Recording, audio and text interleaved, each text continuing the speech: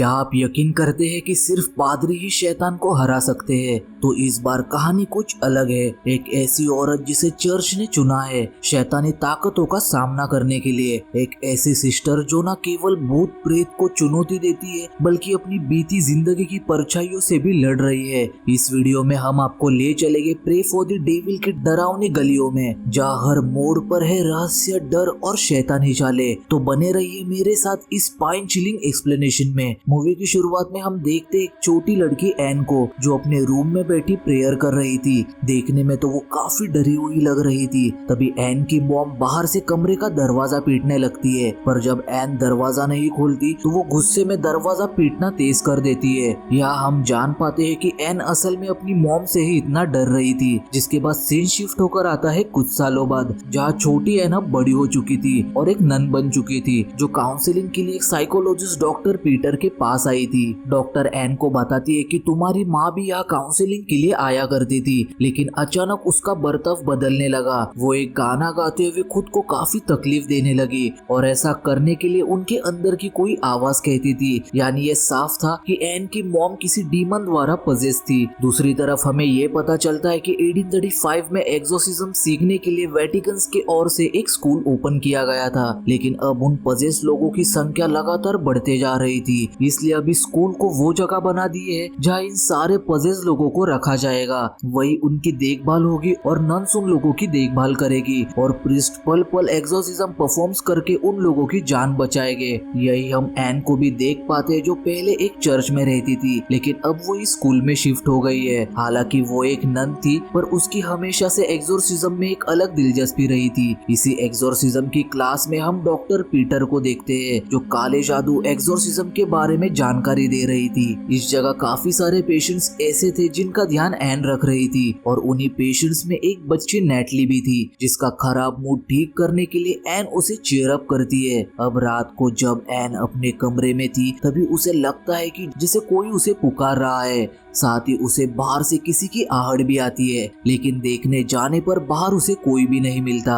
अगले सीन में N patients के कमरों के बाहर राउंड लगा रही थी, तभी उसे कई बार किसी बच्चे के रोने की आवाज आती है। उसे समझ नहीं आ रहा था कि आवाज आखिर कहाँ से आ रही है, और इससे पहले वो कुछ समझ पाती, अचानक से नेटली उसके सामने आ जाती है। एन को समझ नहीं आ रहा था कि आखिर नेटली बाहर कैसे आई, क्योंकि सारे पेशेंट्स तो रूम के अंदर लॉक होते हैं और सिर्फ कुछ स्टाफ ऐसा था जो अंदर जा सकते थे। जिसके बाद वो नेटली को अपने रूम में भेजकर कॉरिडोर से नीचे आने लगती है। तभी उसे फिर से किसी की आवाज आने लगती है। अब वो यहाँ थोड़ा थोड़ा समझ पा रही थी कि आखिर यह आवाज उसे क्यों सुनाई दे रही है और ये आवाज आखिर है किसकी। इधर ही एन अगले दिन जब एक क्लास के पास से गुजर रही थी, तभी वो देखती है कि फादर क्विन की क्लास चल रही है, जिसमें वो सारे प्रीस्ट को एक्सोर्सिज्म पर लेक्चर दे रहे थे। अब क्योंकि एन की एक्सोर्सिज्म में पहले से ही काफी रुचि थी, तो वो चुपचाप उस क्लास में आकर बैठ जाती है। फादर क्विन उसे देख लेते हैं, पर वो उसे कुछ भी नहीं कहते। फादर क्विन बताते हैं कि इस लड़की पर हमने एक्सोर्सिज्म किया था,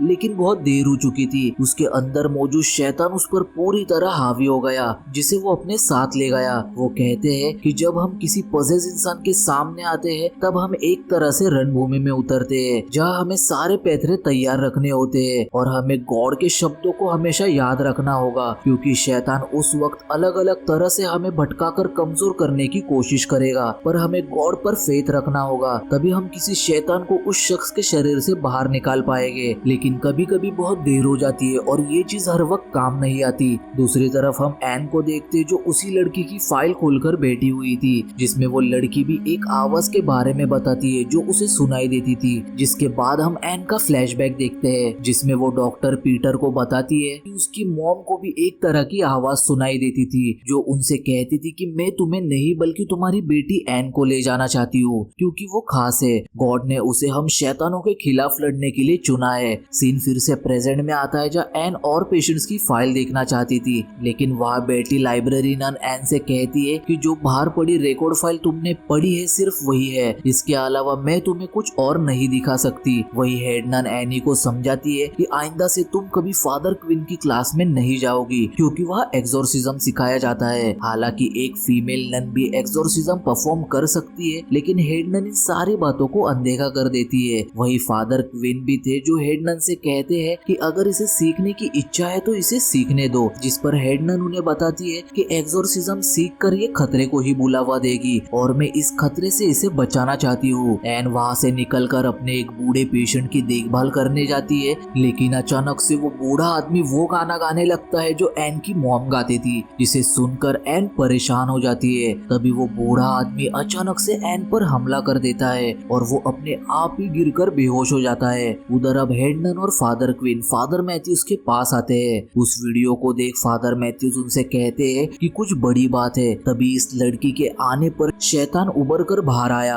हेड नन कहती है कि अगर ऐसा है तो हमें एन को फिर से चर्च भेज देना चाहिए, लेकिन फादर क्विन को लग रहा था कि एन को यही रुककर एक्सोर्सिज्म सीखना चाहिए, पर हेड नन इस चीज के खिलाफ थी। वो बताती है कि आज तक यहाँ किसी नन ने एक्सोर्सिज्म सीखने की हिम्मत नहीं की, ये काफी खतरनाक हो सकता है। फादर क्विन कहते हैं कि हम दूसरे एक्सोर्सिज्म्स के लिए नहीं, बस हम उसे उतना सिखाएंगे जिससे वो खुद की हिफाजत कर सके, क्योंकि एन का काफी करीबी रिश्ता है। हेड नन कहती है कि हम सबका गॉड से करीबी रिश्ता है, इसमें कोई बड़ी बात नहीं। फादर क्विन हेड नन की गलतफहमी दूर करते हुए उसे बताते हैं कि गॉड नहीं, शैतान। एन का शैतान से काफी करीबी रिश्ता है। अगले दिन एन एक्सोर्सिज्म के क्लास में आती है, जहाँ एक प्रीस्ट डेंटली को छोड़कर सारे प्रीस्ट इस बात से नाखुश थे कि अब एक नन एक्सोर्सिज्म सीखेगी। क्लास के बाद फादर क्विन सभी को एक्सोर्सिज्म की झलक दिखाने उस हिस्से में लेकर आते हैं जहाँ उन इंसानों को रखा गया था जिस पर शैतान हावी हुआ है, और यहाँ पहले से ही ऐसे लोगों को रखा जाता था।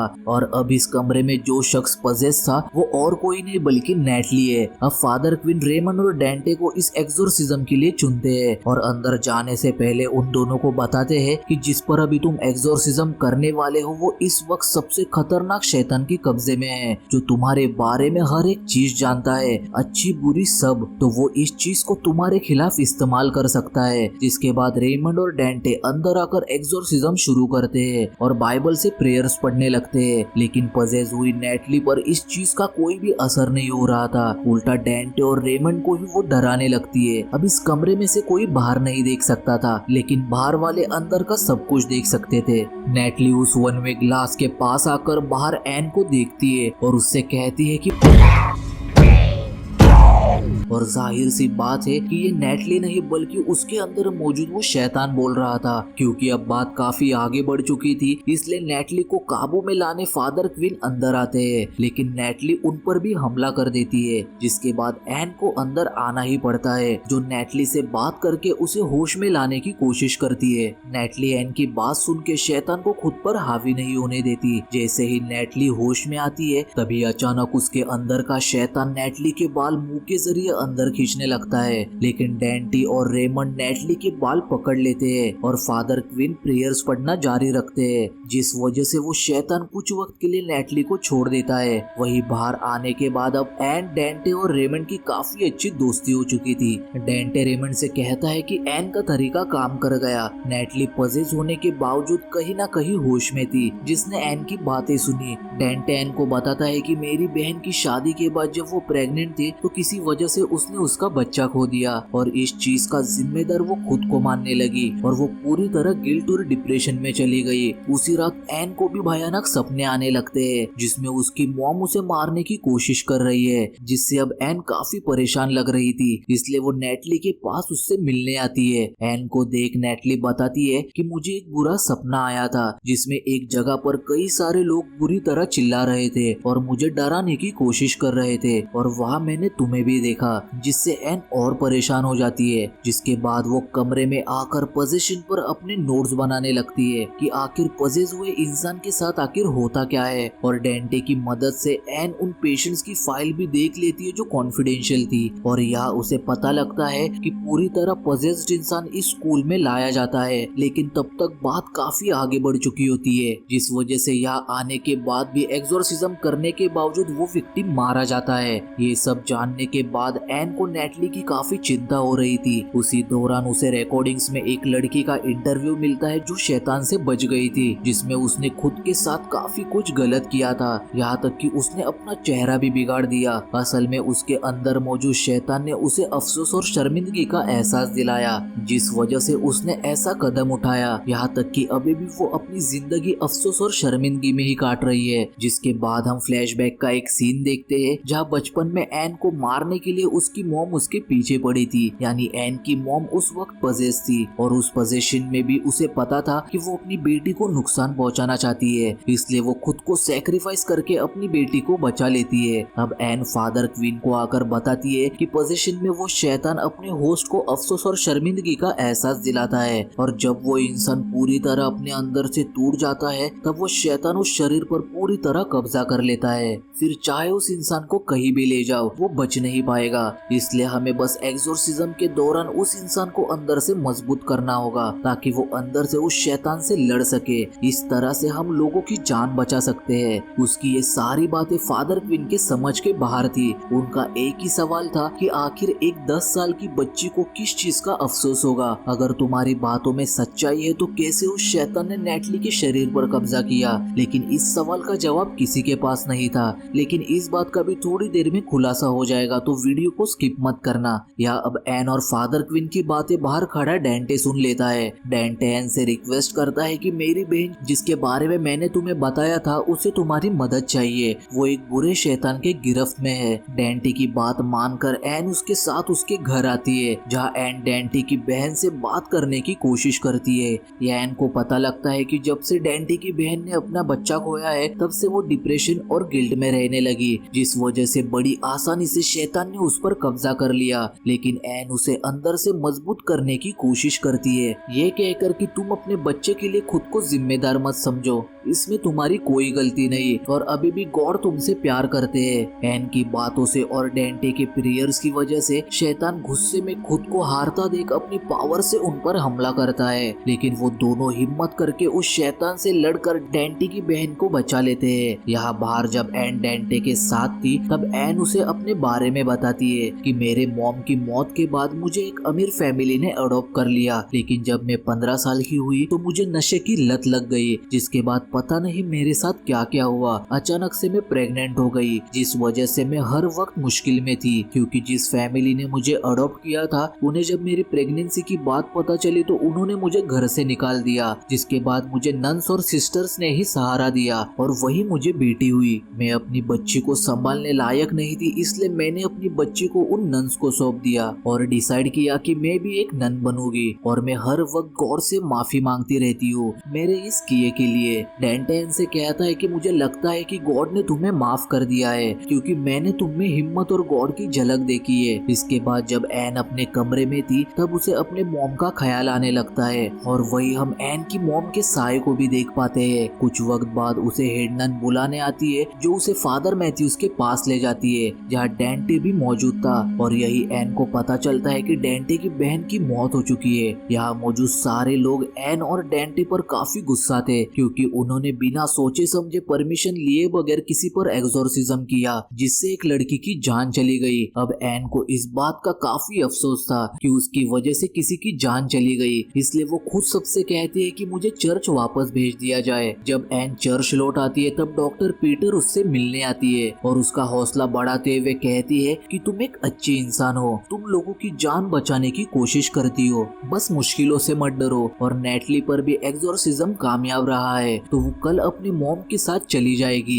ये सुन के एन काफी खुश हो जाती है। अगले दिन एन से मिलने डेंटे चर्च आता है और उसे बताता है कि जब नेटली को घर लेकर जाया जा रहा था तब वो फिर से पजेस्ड हो गई और इस बार उसका पोजीशन इतना बढ़ गया कि उसने 3 लोग जिसमें एक प्रीस्ट, एक नन और एक गार्ड था उन्हें मार दिया। डेंटे एन को एक लॉकेट देते हुए कहता है कि नेटली ने पोजीशन की हालत में मुझसे कहा था कि इसे मैं तुम तक पहुंचाऊं। उस लॉकेट को देख एन समझ जाती है कि ये तो वही लॉकेट है जो उसने अपने नवजात बच्ची को दिया था अलग होने से पहले, यानी नेटली कोई और नहीं बल्कि एन की ही बेटी है। और हमें ये भी पता चलता है कि शैतान को उस बच्ची में कभी इंटरेस्ट था ही नहीं, वो तो बस नेटली के जरिए एन तक पहुंचना चाहता था। ये सब जानकर एन फौरन डेंटे के साथ अपनी बेटी नेटली को बचाने फौरन पहुंच जाती जाती है उस जगह जहाँ पर 1835 से एग्जॉर्सिज्म किए जा रहे थे और इस वक्त भी नेटली पर एग्जॉर्सिज्म किया जा रहा था। लेकिन गॉड के प्रेयर से भी नेटली पर कोई असर नहीं हो रहा था।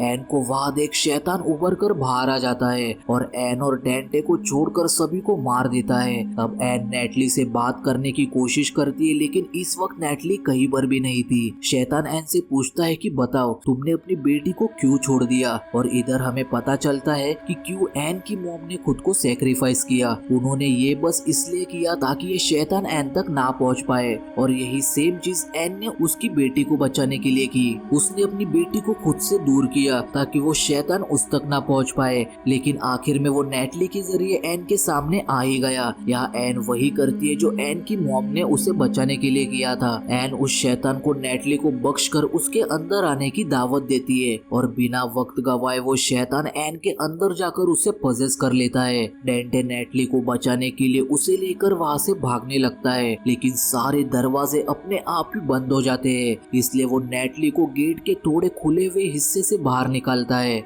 इधर एन अब पूरी तरह उस शैतान के गिरफ्त में थी जो नेटली की तरफ ही बढ़ रही थी। एन नेटली को पकड़कर वहाँ के होली वाटर से बने पॉन्ड में डुबाकर मारने की कोशिश करती है और यहाँ अब नेटली की मदद के लिए कोई भी नहीं था। लेकिन तभी उसकी मदद के लिए आती है उसकी नानी यानी एन की मॉम, जो हमेशा से ही एन और नेटली की हिफाजत के लिए उनके पास रहती थी। यहाँ एन अपनी मॉम की मदद से खुद को उनसे जोड़ लेती है और उसे अब अपनी फैमिली के साथ गुजारे हुए सारे खूबसूरत पल याद आने लगते हैं, जिसकी मदद से वो उस शैतान को अपने ऊपर हावी नहीं होने देती और उस होली क्रॉस को खुद के माथे पर लगाकर होली वाटर से भरे उस पॉन्ड में कूद जाती है, जिससे वो शैतान हमेशा के लिए एन के शरीर को छोड़कर चला जाता है। जिसके बाद अगले पल एन की आंख हॉस्पिटल में खुलती है जिससे मिलने के लिए नेटली आई हुई थी, लेकिन वो नेटली को नहीं बताती कि वो उसकी बेटी है, क्योंकि एन बस अपनी बेटी को खुश देखना चाहती थी जैसे वो अभी है। पूरी तरह ठीक होने के बाद एन अब एग्जॉर्सिज्म स्कूल आती है जहाँ सब उससे काफी खुश थे क्योंकि उसने अपने जान की परवाह किए बगैर शैतान का मुकाबला किया। और अब फादर मैथ्यूज एन को एग्जॉर्सिज्म सीखने की इजाजत देते हुए कहते हैं कि तुम पहली नन होगी जो एग्जॉर्सिज्म सीख के दुनिया के लिए मिसाल बनोगी। ये एग्जॉर्सिज्म सिर्फ प्रीस्ट ही नहीं करते बल्कि नन्स भी कर सकती है, जिससे एन को काफी खुशी होती है। तभी फादर क्वीन उससे आकर कहते हैं कि मैं तुम्हारे लिए काफी खुश हूँ, लेकिन अब तुम्हें संभाल कर रहना होगा क्योंकि तुमने शैतान को हराया है, तुम उसे जान चुकी हो, मतलब वो भी तुम्हें जान चुका होगा, और अब जब तुम्हारा सामना किसी शैतान से होगा तो वो कोई और चाल चलेगा। और इसी बात को ध्यान रखते हुए एन चर्च की तरफ निकल पड़ती है, लेकिन रास्ते में वो एक और पजेज औरत को देखती है। यहाँ तक कि कैब ड्राइवर भी पजेज हो चुका था और ये दोनों उस शैतान के सारथी थे जिसने इन शैतानों को हेल से एन को रोकने के लिए भेजा था। एन अपना क्रॉस निकालकर उन्हें रोकने के लिए तैयार हो चुकी थी और इसी के साथ प्रे फॉर द डेविल की कहानी यही खत्म होती है, एक ऐसी लड़ाई के साथ जहाँ हम जान पाते हैं कि बुराई सिर्फ बाहर नहीं बल्कि अंदर से भी होती है। एन ने ना केवल एक शैतान का सामना किया बल्कि अपने अतीत, अपने दर्द और अपनी सच्चाई से भी लड़ी। ये फिल्म हमें याद दिलाती है कि शैतान का सबसे बड़ा हथियार डर नहीं बल्कि गिल्ट और प्यार की गलतफहमी है, और जब इंसान सच को स्वीकार करता है तो वो किसी भी अंधकार का सामना कर सकता है। और अगर आपको ये वीडियो पसंद आई हो तो इसे लाइक करके शेयर कर देना, और ऐसे ही और फिल्मों के रहस्यमय सफर के लिए चैनल को सब्सक्राइब करना ना भूले। हम मिलते हैं फिर से अगले कहानी में जहाँ सस्पेंस, डर और सच्चाई एक बार फिर टकराएंगे। तब तक याद रखिए, कभी कभी शैतान हमारे अंदर नहीं हमारे बहुत करीब होता है। Thanks for watching, bye.